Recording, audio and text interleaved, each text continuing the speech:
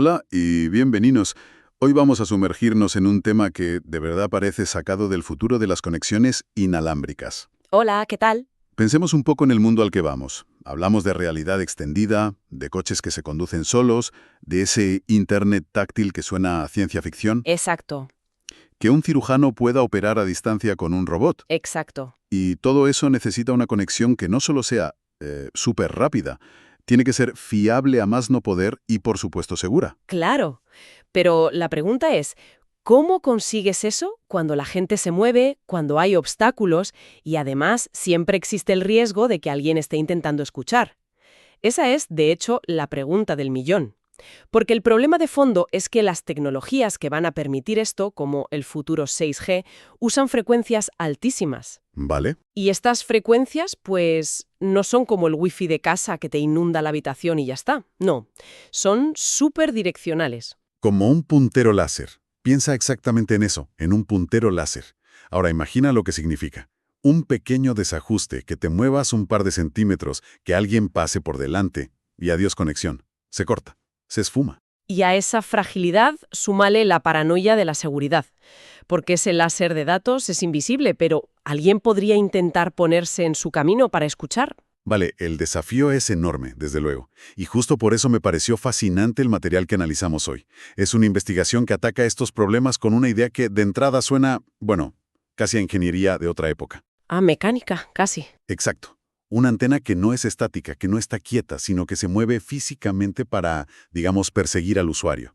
Se las llama antenas pellizcadas. O pinching antenas. Sí, es una propuesta que me parece brillante, porque combina la ingeniería mecánica, algo muy físico, con la inteligencia artificial más puntera. Pues vamos a ello. Hoy vamos a desgranar qué son exactamente estas antenas móviles, porque su propia flexibilidad crea dilemas nuevos y muy complejos, y cómo una técnica llamada metaaprendizaje puede ser la clave para que todo este sistema funcione y, sobre todo, aprenda a adaptarse en milisegundos. Perfecto, pues vamos a empezar por el hardware, por la idea física. Porque el nombre, antena pellizcada, es muy curioso. ¿De dónde viene? O sea, ¿qué es lo que se pellizca? Pues mira, la idea es sorprendentemente tangible, casi mecánica. Olvidémonos un momento de la electrónica supercompleja. Imagina una guía de ondas. Que es como una tubería para la señal, ¿no? Eso es, una especie de carril o tubería metálica por donde viaja la señal. Ahora, sobre ese carril se coloca un pequeño objeto de un material dieléctrico y al presionarlo contra el carril, y de ahí viene lo de pellizcar, ese punto de presión se convierte en la antena. Es el punto exacto por donde se emite la señal. Ah, vale. O sea, no es que la antena tenga forma de pellizco, sino que la acción de pellizcar en un punto del carril crea la antena en ese punto. Exacto. Y aquí viene lo revolucionario. Ese pellizco no es fijo. Se puede deslizar a lo largo de todo el carril. ¿Claro? Es una reconfiguración puramente mecánica. En lugar de tener que recalcular electrónicamente cientos de antenitas para redirigir un haz, aquí es mucho más simple. Mueves la fuente de un lado a otro. Me recuerda totalmente a los focos de un teatro, los que están montados sobre un riel en el techo. Si un actor se mueve, no enciendes y apagas luces fijas. No, claro. Simplemente deslizas el foco por el riel para que el haz de luz le siga perfectamente, iluminando justo donde se necesita. La analogía es perfecta, ¿de verdad? Esa movilidad física es lo que en el estudio llaman un nuevo grado de libertad espacial. Y es una ventaja por partida doble. A ver. Por un lado, te permite apuntar el haz de señal con una precisión milimétrica hacia el usuario, al que, por cierto, el estudio llama Bob. Un clásico. Y por otro, y esto es igual de importante, te permite esquivar activamente los obstáculos. Si hay una columna en medio, pues en lugar de intentar atravesarla, perdiendo señal, la antena se mueve un poco y busca una ruta limpia. Suena genial, pero intuyo que aquí es donde la cosa se empieza a complicar. Porque esta nueva libertad de movimiento tiene que traer problemas nuevos. Desde luego. Y esto plantea una cuestión importante, porque mover la fuente físicamente tiene consecuencias. Se pueden crear, sin querer, trayectos de señal secundarios. Rebotes. Rebotes, exactamente. Piensa en el haz principal, ese láser, pero también en posibles reflejos en las paredes, en el mobiliario. Un posible espía, a la que llamaremos Eve, La otra clásica. Ujú. No necesita estar en la línea de visión directa, le bastaría con captar uno de esos rebotes. Y me imagino que hay otro problema todavía más básico. El sistema tiene que saber a dónde apuntar. Pero, ¿sabe exactamente dónde está Bob en cada milisegundo? Ahí has dado en el clavo del problema. No, nunca lo sabe con certeza absoluta. El sistema puede estimar la posición de Bob, pero siempre dentro de lo que llaman un radio de incertidumbre. O sea, una zona, no un punto. Exacto. Es como si el GPS te dijera que estás en un círculo de 2 metros de diámetro, pero no en qué punto exacto de ese círculo. Así que el reto es tremendo. Tienes que apuntar un haz finísimo a un objetivo cuya posición es, por definición, algo difusa, y que para colmo se está moviendo. Un momento, que me estoy imaginando el procesador de mi móvil echando humo. A ver si lo entiendo. El sistema tiene que decidir la posición perfecta para la antena en el riel, Sí. la potencia exacta que debe usar para no malgastar energía, y todo esto para acertar en un blanco que se mueve y que es difuso, y mientras se asegura de que una espía no pueda escuchar los rebotes. Y todo en milisegundos. Suena computacionalmente imposible. Y tienes toda la razón. Si intentaras resolver este problema de optimización desde cero, cada vez que Bob se mueve un centímetro, sería totalmente inviable. Los métodos de cálculo de toda la vida son demasiado lentos. Claro.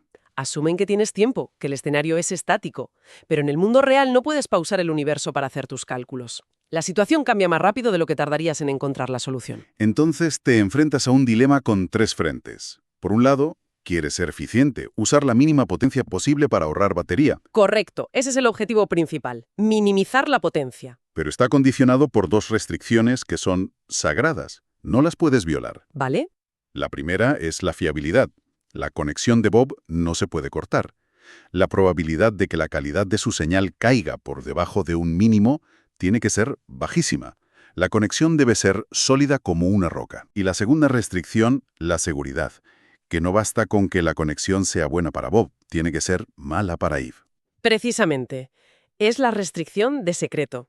La calidad de la señal que recibe Bob debe ser significativamente superior a la que podría captar Eve. Hay que mantener un margen de seguridad.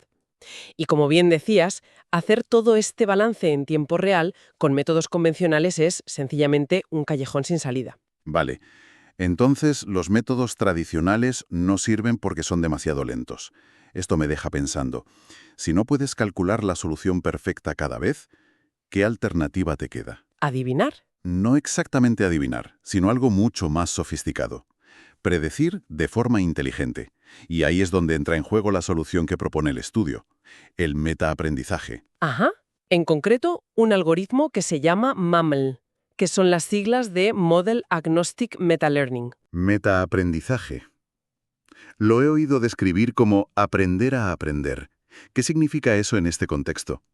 O sea, ¿en qué se diferencia del aprendizaje automático que ya conocemos? Es que es como un nivel superior de abstracción. En el aprendizaje automático normal, tú entrenas un modelo para una tarea muy específica. Por ejemplo, le enseñas miles de fotos de gatos hasta que aprende a reconocer un gato. Sí. El metaaprendizaje va un paso más allá. En lugar de entrenarlo para una única tarea, lo entrenas en miles de tareas diferentes pero que están relacionadas entre sí. En nuestro caso, cada tarea es un escenario único, una combinación distinta de la posible posición de Bob, la de la espía Eve y el tamaño de ese círculo de incertidumbre. O sea que en lugar de enseñarle una foto de un gato 1000 veces, le enseñan 1000 problemas de conexión distintos para que aprenda el patrón general del problema. ¿Voy bien? Exactamente, has captado la esencia. Y por eso la analogía que se suele usar, que me parece perfecta, es la de un médico de urgencias muy experimentado. A ver. Un buen médico de urgencias no se ha memorizado todos los casos clínicos del mundo, sería imposible. Lo que ha hecho es ver miles de pacientes distintos a lo largo de su carrera.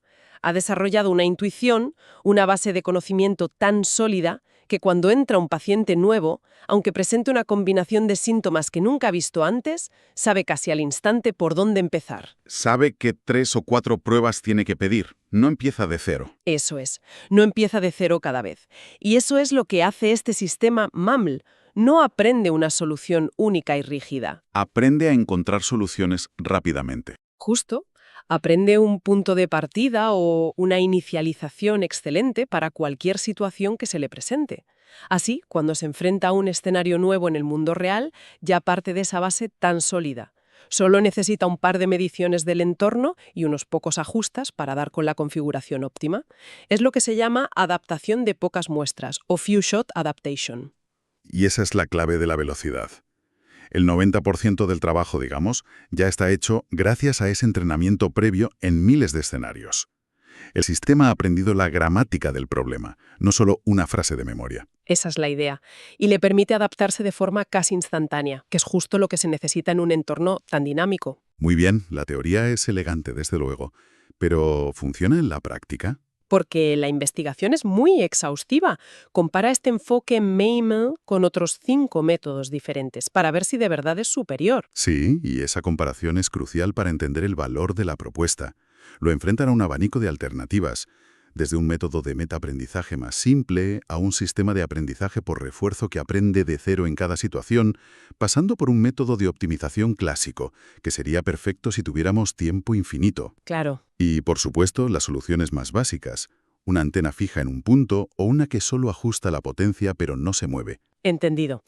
Empecemos por la fiabilidad, por evitar que la llamada se corte. ¿Qué tan grande es la diferencia en la práctica? Es abismal. Los datos muestran que a medida que aumenta la incertidumbre sobre dónde está Bob, los sistemas más simples empiezan a fallar estrepitosamente. Imagina que cuando el sistema no está seguro de tu posición en un radio de un par de metros, la probabilidad de que se te corte la conexión con una antena estática se dispara por encima del 50%. La mitad de las veces. Es como lanzar una moneda al aire, se vuelve un sistema inútil. En cambio, con MAM, esa probabilidad de corte se mantiene mucho más controlada, siempre por debajo de todos los demás, en torno al 20%. Sigue siendo un reto, pero es la diferencia entre un sistema funcional y uno que es inservible. Una diferencia enorme. Vale, la conexión es más estable. ¿Y qué pasa con la seguridad? Entiendo que es más seguro, pero ¿qué significa esa tasa de secreto de la que hablábamos, en términos que podamos entender? Piénsalo de esta manera. La tasa de secreto mide la ventaja de información que tiene Bob sobre F. Una tasa alta significa que la señal que recibe Bob es muy clara y potente, mientras que la que le llega a F es muy débil o ruidosa, casi ininteligible. Vale. Es como intentar tener una conversación en susurros en medio de una fiesta muy ruidosa. Bob, que está al lado, te oye perfectamente. F, que está al otro lado de la habitación, solo oye ruido. Entiendo. Pues MAML consigue maximizar esa diferencia, asegurando que el susurro le llegue claro a Bob y solo ruido a Eve. Y esta ventaja es especialmente grande cuando la señal general es buena. Interesante, o sea que cuanto mejor es la conexión para el usuario, mayor es la ventaja de seguridad que consigue el sistema. No solo da una buena conexión, sino que la blinda mejor que nadie. Y nos queda el tercer pilar, la eficiencia. Que aquí es doble, si no me equivoco. Velocidad y consumo de energía. Exacto. En cuanto a la velocidad, los resultados muestran que MAML encuentra la solución óptima mucho más rápido. Converge en unos 40 milisegundos. Otros métodos necesitan más del doble de tiempo. Y 40 milisegundos puede parecer poco, pero en comunicaciones en tiempo real es un mundo. Pero el dato más impactante es el del consumo de energía. Aquí es donde vemos el impacto en la batería de nuestro dispositivo. Totalmente. Para garantizar esa fiabilidad del 95% de la que hablábamos, MAML solo necesita consumir 0,48 vatios. En comparación, un sistema más simple, como el de una antena estática, que solo intenta compensar subiendo la potencia, necesita más de 1 vatio. Más del doble. Más del doble de energía para conseguir el mismo resultado. Eso, en un móvil, significa que la batería te dura menos de la mitad. O, visto desde la red, que el coste energético se dispara. Eso la diferencia brutal. Los resultados suenan casi demasiado buenos para ser verdad. ¿Mencionaba el estudio alguna limitación? ¿Algún escenario donde este sistema MAML no funcionara tan bien?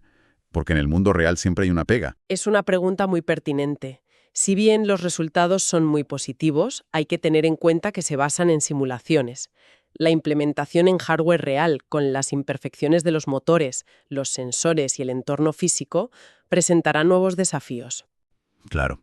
El mundo real es más caótico. Mucho más.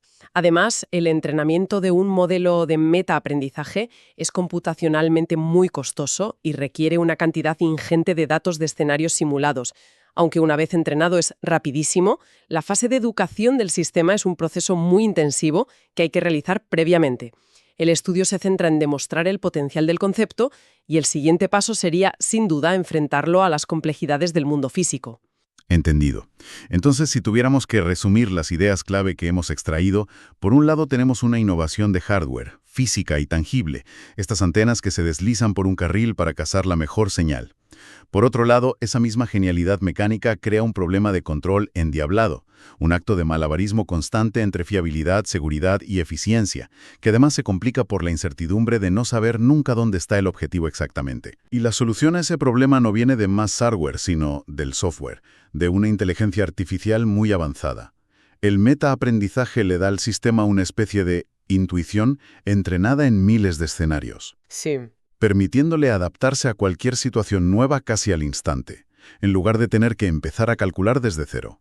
Y los resultados confirman que la combinación funciona. No es una mejora pequeña, es un salto cualitativo en todos los frentes. Ofrece una conexión más robusta y segura y lo hace consumiendo mucha menos energía.